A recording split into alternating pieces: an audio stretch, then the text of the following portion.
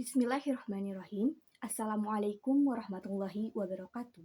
Perkenalkan, saya Tania Nur Zahra dari Prodi Pendidikan Agama Islam, kelas 1A. Di sini, saya akan mempresentasikan mata kuliah dari Ulumul Quran yang diampu oleh dosen Bapak Mukhrij Sidki MAG. Tema yang akan saya bawakan hari ini, Kemu'jizatan Al-Quran. Al-Quran adalah kalam Allah yang diturunkan kepada Nabi Muhammad SAW untuk umatnya. Dalam penyampaiannya, tentu ada perselisihan dan pertentangan mengenai kebenaran Al-Quran sebagai kalam ilahi. Hal inilah yang menyebabkan munculnya mukjizat sebagai bentuk pelemah terhadap musuh pada zaman Nabi. Salah satu bentuk tantangannya adalah ajakan untuk membuat kitab serupa. Namun, hingga saat ini tak ada satupun yang mampu menandingi keunggulannya Al-Quran. Banyak orang yang takjub akan kemukjizatan Al-Quran, mulai melalui berbagai penelitian yang membuktikan bahwa Al-Quran benar-benar kalam Allah yang tidak bisa diubah ataupun ditiru. Banyak para ilmuwan yang meneliti Al-Quran dari segi kebahasaannya dan keilmuannya, dan bahkan hasilnya pun tetap menakjubkan. Memang sangat indah pola kebahasaan dalam Al-Quran, hingga tidak ada yang mampu menandingi dan sangat sempurna. Teman-teman, perkembangan segala ilmu pengetahuan yang melesat cepat terkadang memutuskan bahkan menjauhkan generasi terkini dari fakta-fakta yang spiritual. Pada realitanya, Al-Quran sebagai kitab pedoman utama umat muslim untuk segala permasalahan umat manusia. Al-Quran memiliki kemampuan mempertahankan originalnya hingga akhir zaman. Karena Allah sudah berfirman bahwa Allah sendirilah yang akan menjaga kesucian Al-Quran hingga akhir masa.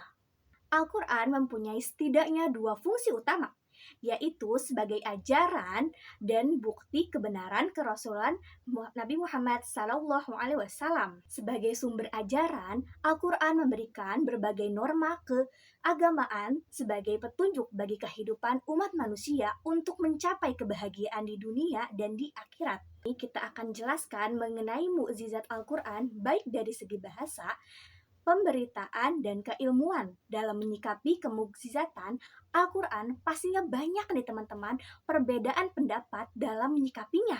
Mari mulai dari apa fungsi dari mukjizat itu bagi kerasulan Nabi Muhammad SAW pada zaman dahulu maupun zaman sekarang.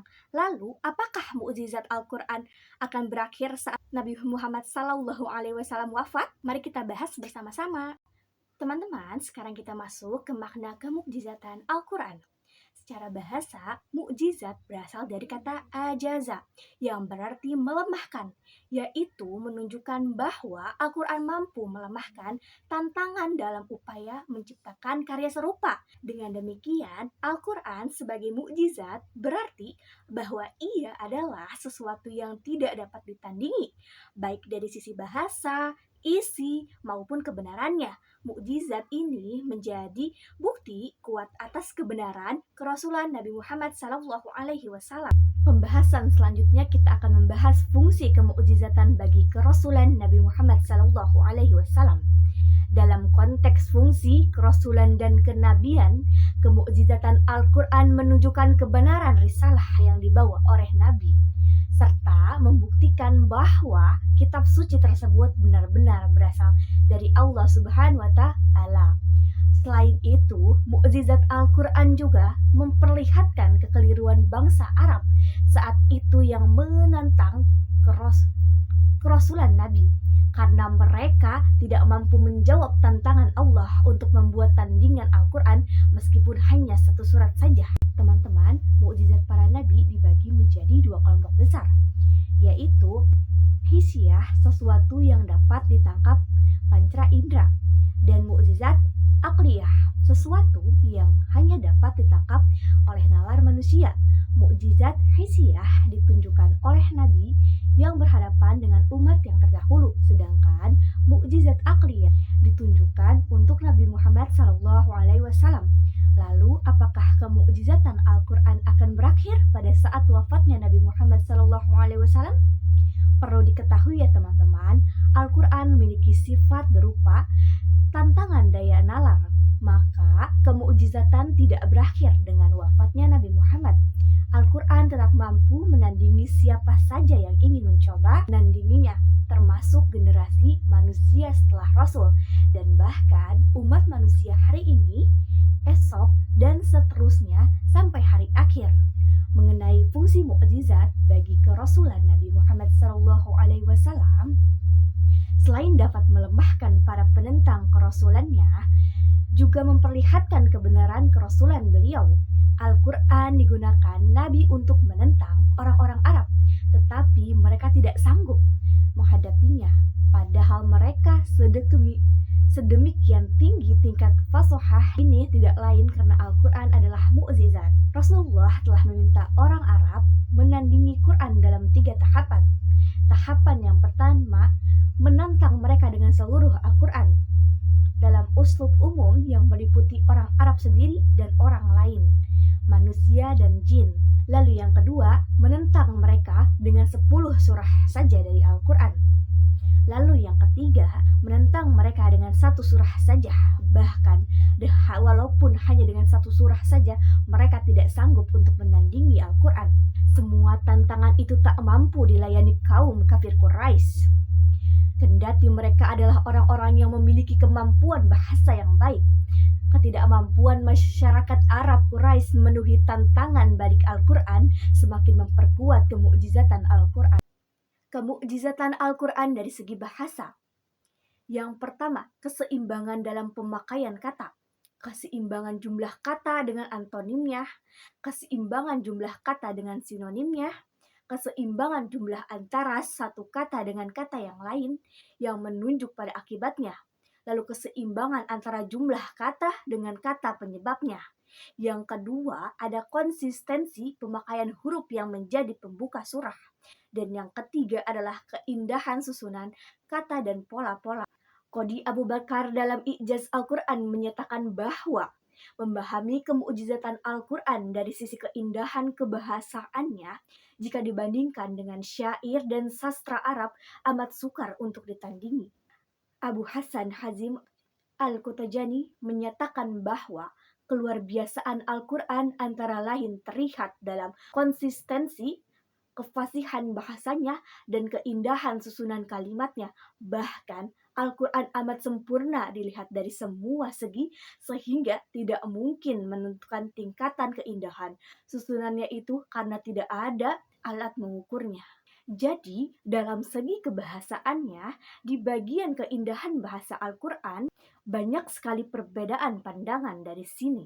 Kita bisa ambil kesimpulan bahwa perbedaan ini menjadi kelebihan tersendiri bagi Al-Quran, karena memang Al-Quran merupakan kalam Allah yang benar-benar indah susunannya. Baik teman-teman, selanjutnya kita akan membahas kemukjizatan Al-Quran dari segi ilmiah. Al-Quran adalah kitab akidah dan hidayah. Ia menyeru hati, nurani, dan menghidupkan di dalamnya faktor-faktor perkembangan dan kemajuan, serta dorongan kebaikan dan keutamaan.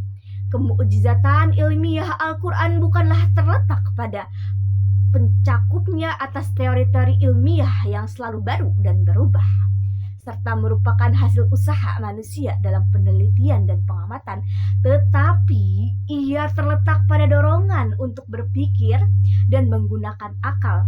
Al-Quran mendorong manusia agar memperhatikan dan memikirkan alam. Ayat 30.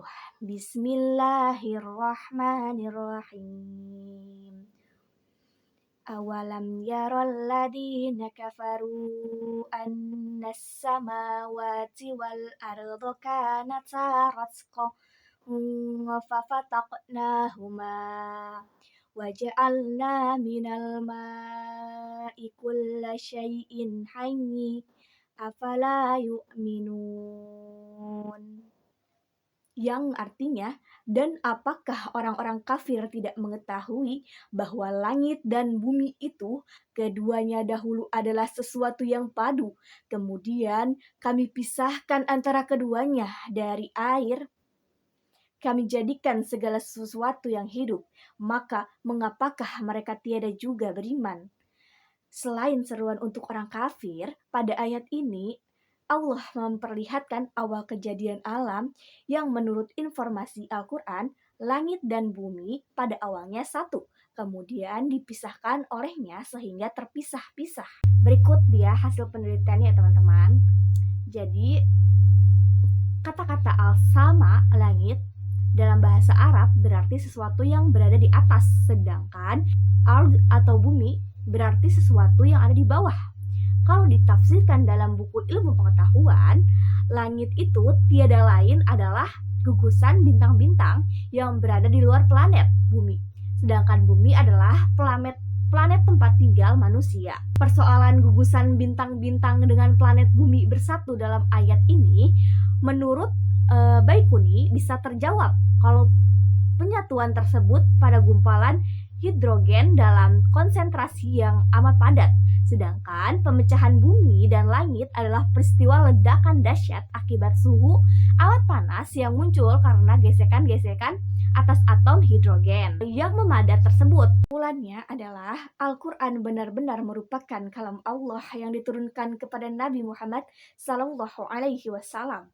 Kemukjizatan yang dimiliki oleh Al-Quran semata-mata merupakan bukti kerasulan Nabi Muhammad SAW, baik dari segi kebahasaan maupun keilmuan.